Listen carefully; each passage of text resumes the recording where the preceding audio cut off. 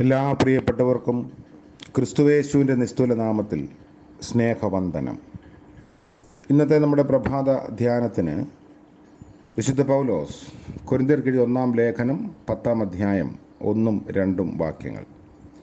1 കൊരിന്ത്യർ 10:1-2. സഹോദരന്മാരെ, നമ്മുടെ പിതാക്കന്മാരെല്ലാവരും മേഘത്തിന് കീഴിലായിരുന്നു. എല്ലാവരും സമുദ്രത്തൂടെ കടന്ന് എല്ലാവരും മേഘത്തിലും സമുദ്രത്തിലും സ്നാനമേറ്റ് മോശയോട് ചേർന്നു. കർത്താവിൻ്റെ പരിശുദ്ധ നാമം വാഴ്ത്തപ്പെടട്ടെ. പരിശുദ്ധാത്മാവ് ജലം പോലെ തൻ്റെ വ്രതന്മാരുടെ മേൽ, തൻ്റെ വിശ്വാസികളുടെ മേൽ പകരുന്ന, ചൊരിയപ്പെടുന്ന വ്യത്യസ്തമായ വേദപുസ്തക വ്യാഖ്യാനങ്ങളെയാണ് ഈ ദിവസങ്ങളിൽ നമ്മൾ ചിന്തിച്ചുകൊണ്ടിരിക്കുന്നത്. പരിശുദ്ധാത്മാവ് ഒരു ജലമായി കാണപ്പെടുന്നു. 2 തരത്തിലുള്ളത് നമ്മൾ ചിന്തിച്ചു. ഒന്ന് ദാഹജലം, മറ്റൊന്ന് പഥ്യജലം. മൂന്നാമത് സ്നാനജലം എന്ന തരത്തിൽ വ്യത്യസ്ത ഇടങ്ങളിൽ നമ്മളിത് വായിക്കുന്നു. കുടിവെള്ളം പോലെ തന്നെ സുപ്രധാനമാണ് കുളിക്കുന്നതിനുള്ള വെള്ളം. പ്രത്യേകിച്ച് ഉഷ്ണമേഖലകളിൽ താമസിക്കുന്നവരുടെ ശരീരത്തിൽ ചേറും ചെളിയും പൊടിയുമെല്ലാം പെട്ടെന്ന് വ്യാപിക്കുന്നു. നീരാടുക എന്ന് പറയുന്നത് ശുദ്ധീകരണത്തിൻ്റെയും പുതുജീവിതത്തിൻ്റെയും അടയാളമാണ്. ശരീരശുദ്ധിയും മനഃശുദ്ധിയും വരുത്തിയാണ് ദൈവത്തെ ആരാധിക്കേണ്ടത് എന്ന ഭാരതീയ സങ്കല്പം സ്നാനത്തിനുള്ള ജ്ഞാനാർത്ഥമാണ് സൂചിപ്പിക്കുന്നത്. വിശുദ്ധ അഗസ്റ്റിൻ പറഞ്ഞു, യേശുക്രിസ്തു യോർദാൻ നദിയിൽ സ്നാനമേറ്റുകൊണ്ട് ലോകത്തിലെ എല്ലാ ജലത്തെയും ജ്ഞാനസ്നാനത്തിനായി ശുദ്ധീകരിക്കുകയായിരുന്നു എന്ന്. അപ്പോൾ പ്രളയജലം സ്നാനജലമായി മാറുന്നു. നോഹയുടെ കാലത്തുണ്ടായ പ്രളയജലം അനുസരണം കെട്ടവരുടെ മേൽ വന്ന ശിക്ഷാവിധിയുടെ മരണജലമായി തീർന്നു. എന്നാൽ ഒരു പെട്ടകം ഒരുക്കിക്കൊണ്ട് നോഹയെയും കുടുംബത്തെയും ആ ജലപ്രളയത്തിലൂടെ പുതുജീവിതത്തിൽ എത്തിക്കുന്നു. നോഹയും കുടുംബവും വെള്ളത്താൽ രക്ഷിക്കപ്പെട്ടു എന്നാണ് പത്രോസ് എഴുതിയ 1 ലേഖനം 3 അധ്യായത്തിൽ നമ്മൾ കാണുന്നത്. ഏതൊരു ജലം അനുസരണം കെട്ടവരുടെ മേൽ നശിപ്പിച്ചുവോ അതേ ജലം നോഹയ്ക്കും കുടുംബത്തിനും വിടുതൽ നൽകി. നോഹയുടെ വിടുതലിന് 2 ഘടകങ്ങൾ പ്രവർത്തിക്കുന്നു: വെള്ളവും പെട്ടകവും. നമ്മുടെ രക്ഷയ്ക്കും 2 ഘടകങ്ങളുണ്ട്: പരിശുദ്ധാത്മാവും ക്രിസ്തുവും. വെള്ളം പരിശുദ്ധാത്മാവിനെയും പെട്ടകം ക്രിസ്തുവിനെയും പ്രതിനിധീകരിക്കുന്നു. ഇസ്രായേലിന് വിടുതലും ഫറവോന്റെ സൈന്യത്തിനും മരണവും നൽകിയ ചെങ്കടൽ ജലം സ്നാനത്തിൻ്റെ മുൻനിഴലായി പറഞ്ഞിരിക്കുന്നതാണ് ഇന്ന് നമ്മൾ വായിച്ച വേദഭാഗം. ഊട്ടുശാലയിലെ താല ജലമായി മറ്റൊരു ഭാഗത്ത് കാണുന്നു. ഊട്ടുശാലയിൽ ശിഷ്യരോടൊത്ത് തിരുവിരുന്നിന് ഇരിക്കുമ്പോൾ കർത്താവ് പാത്രത്തിൽ വെള്ളം പകർന്ന് ശിഷ്യന്മാരുടെ കാൽ കഴുകാൻ തുടങ്ങി എന്ന് സുവിശേഷത്തിൽ വായിക്കുന്നു. പാത്രത്തിൽ വെള്ളമെടുത്ത് ദേഹത്ത് അഴുക്കുപറ്റിയിരിക്കുന്ന ഭാഗം കഴുകുക എന്നത് ദൈനംദിനം നമ്മൾ ചെയ്യാറുള്ളതാണ്. ശിഷ്യന്മാരുടെ ഈ പാദക്ഷാളനത്തിന് നമ്മുടെ കർത്താവ് ഒരു സാക്രമെന്റിൻ്റെ സ്വഭാവം കൽപ്പിക്കുന്നു. പത്രോസുമായുള്ള സംഭാഷണത്തിലൂടെ കുളിച്ചിരിക്കുന്നവന് ഇപ്പോൾ പൊടുന്നനെ കുളിക്കേണ്ട ആവശ്യമില്ലെന്നും, എന്നാൽ പൊടി നിറഞ്ഞ പാതയിലൂടെ നടന്നു വന്നതിനാൽ കാൽ കഴുകണമെന്നും കർത്താവ് പത്രോസിനെ ഓർമ്മപ്പെടുത്തുന്നു. അറിയുന്നതിൽ നിന്ന് അറിയപ്പെടേണ്ടതിലേക്ക് ആളുകളെ കൊണ്ടുപോവുകയാണ് കർത്താവിൻ്റെ അധ്യാപന രീതി. വീണ്ടും ജനനം ഒരിക്കൽ മാത്രമുള്ളതാണ്.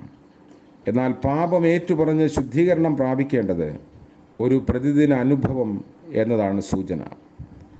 കർത്താവിനോടുകൂടെ പങ്കും ഓഹരിയും ആഗ്രഹിക്കുന്നവർ തങ്ങളുടെ പ്രതിദിന ജീവിതത്തിൽ വന്നു പോകുന്ന തെറ്റുകളിൽ നിന്ന് അനുതാപവും മോചനവും പ്രാപിക്കണമെന്ന് താലജലം നമ്മെ ഓർമ്മിപ്പിക്കുന്നു.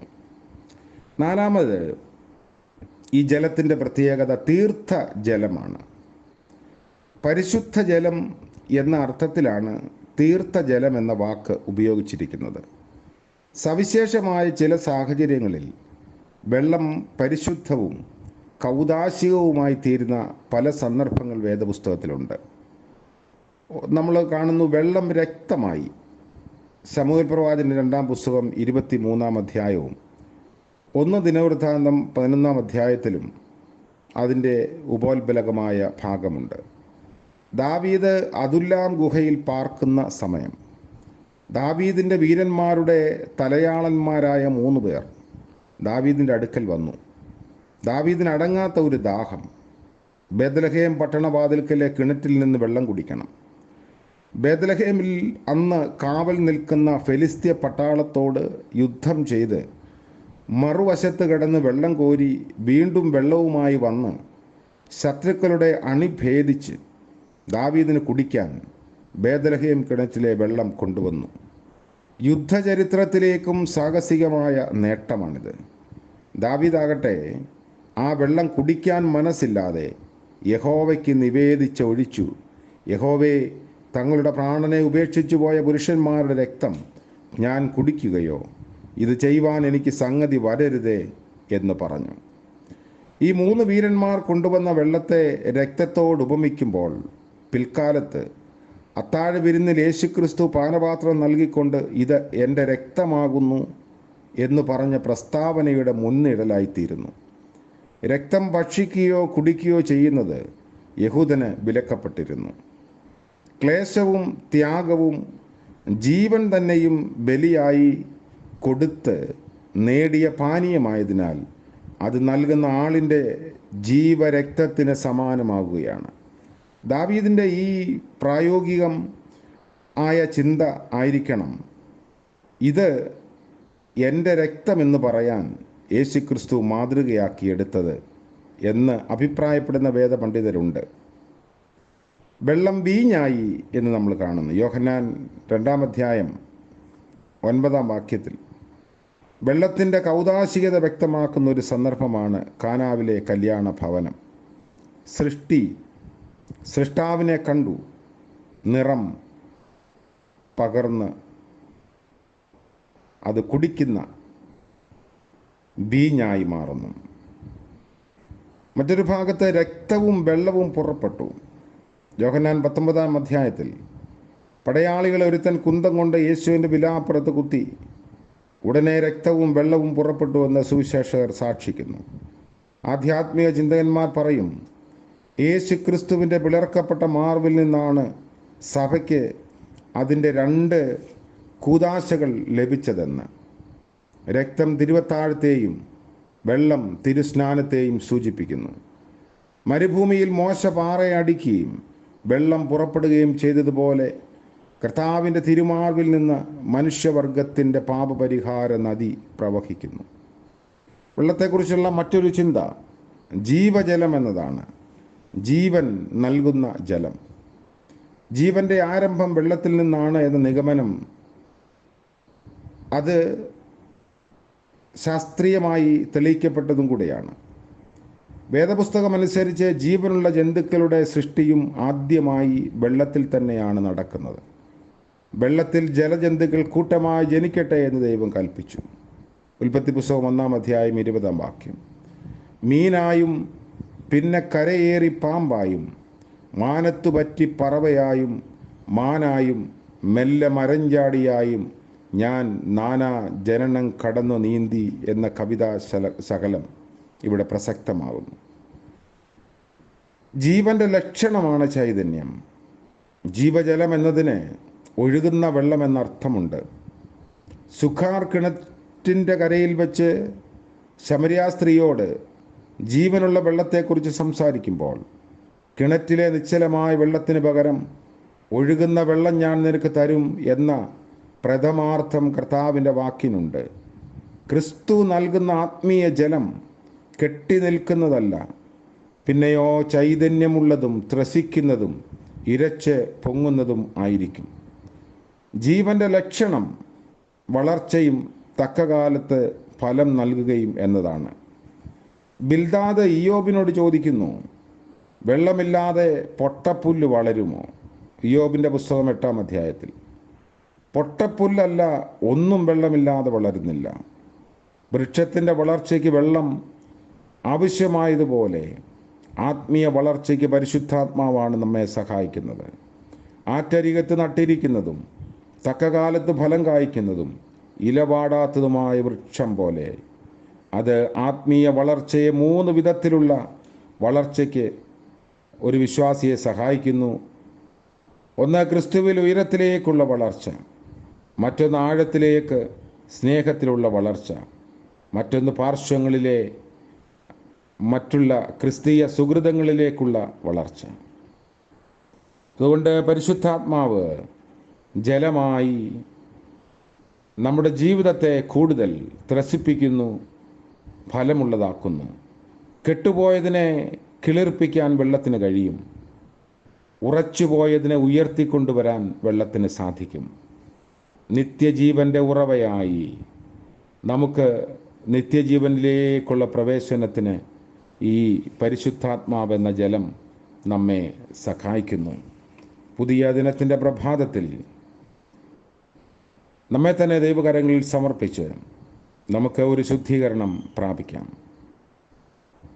സിംഹാസനത്തിൻ്റെ മധ്യേ ഉള്ള കുഞ്ഞാട് അവരെ മേയിച്ച് ജീവജലത്തിൻ്റെ ഉറവുകളിലേക്ക് നടത്തുകയും ദൈവം താൻ അവരുടെ കണ്ണിൽ നിന്ന് കണ്ണുനീരെല്ലാം തുടച്ചു കളയുമെന്ന് വെളിപ്പാട് പുസ്തകത്തിൽ നമ്മൾ വായിക്കുന്നു. മരണത്തെ ജയിച്ച് നിത്യജീവൻ പ്രാപിക്കാൻ നമ്മെ പ്രാപ്തിപ്പെടുത്തുന്ന ഒരു വെള്ളം യേശു ക്രിസ്തു നൽകുന്നു. ഇതാണ് വാസ്തവത്തിൽ ജീവജലം. ഈ ജീവൻ തന്നിൽ വിശ്വസിക്കുന്നവർക്ക് ക്രിസ്തു നൽകുന്ന തൻ്റെ ആത്മാവാണ്. ക്രിസ്തുവിൻ്റെ ആത്മാവില്ലാത്തവൻ അവനുള്ളവനല്ല. ക്രിസ്തു നിങ്ങളിലുണ്ടെങ്കിലോ ശരീരം പാപം നിമിത്തം മരിക്കേണ്ടി വന്നാലും ആത്മാവ് നീതി നിമിത്തം ജീവനുള്ളതാകുന്നു. യേശുവിനെ മരിച്ചവരിൽ നിന്ന് ഉയർപ്പിച്ചവൻ്റെ ആത്മാവ് നിങ്ങളിൽ വസിക്കുന്നുവെങ്കിൽ ക്രിസ്തു യേശുവിനെ മരണത്തിൽ നിന്ന് ഉയർപ്പിച്ചവൻ നിങ്ങളിൽ വസിക്കുന്ന തൻ്റെ ആത്മാവിനെ കൊണ്ട് നിങ്ങളുടെ മർത്യ ശരീരങ്ങളെയും ജീവിപ്പിക്കും. റോമാലേഖനം 8-ാം അധ്യായത്തിൽ നമ്മൾ അങ്ങനെ വായിക്കുന്നു. അതുകൊണ്ട് നമുക്ക് ജീവജലത്തിൻ്റെ വാഹകരായും അതിനെ സ്വീകരിച്ച് നിത്യജീവൻ്റെ അവകാശികളായും തീരാം. കർത്താവ് നമ്മളെ സഹായിക്കട്ടെ. പ്രാർത്ഥിക്കാം. കരുണ നിറഞ്ഞ വാഴ്ത്തപ്പെട്ട ഞങ്ങളുടെ ദൈവമേ, സ്വർഗീയ പിതാവേ, മനോഹരമായ മറ്റൊരു പ്രഭാതം കൂടെ ഞങ്ങൾക്ക് ദാനമായി നൽകിയതോർത്ത് സ്തോത്രം ചെയ്യുന്നു. പരിശുദ്ധാത്മാവാകുന്ന വെള്ളം ഞങ്ങളെ ശുദ്ധീകരിച്ച് നിത്യജീവൻ്റെ ഉറവിലേക്ക് ഞങ്ങളെ നയിക്കുന്നുവല്ലോ.